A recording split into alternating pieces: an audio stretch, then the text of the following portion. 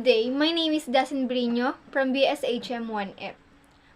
So, from the word globalization, what is globalization? And before we proceed, let me introduce the three questions that we need to answer. First is, how will you relate the word change in globalization? Second is, explain how globalization affects communication. And third is, what fundamental assumption in intercultural communication is most believable and why?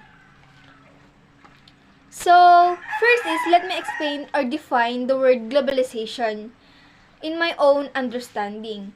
Globalization is the process by which ideas, knowledge, and information, goods, and services spread around the world and is a process of interaction and integration. So, first question is, how will you relate the word change in globalization? Like for example, technology has helped us in overcoming the major hurdles of globalization and international trade, such as trade barrier, transportation costs, and delay in information exchange, thereby changing the marketplace.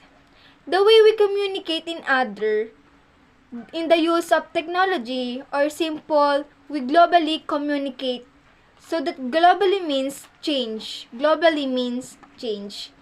by using technology. We say that globalization is not really new. Second question is, explain how globalization affects communication. Globalization within our circle, and we can communicate with many people around the world. Well, technology and internet have a lot of communication these days. However, since we can just communicate with people through social media or other platforms like email, it makes a lot of communication skills, especially when we talk with people face to face.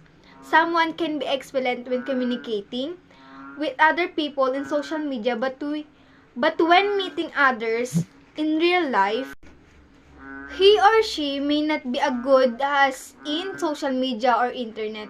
In today's world, since when using platform to common educate, and we cannot see the person that we are communicating, we might misunderstand what he or she trying to say.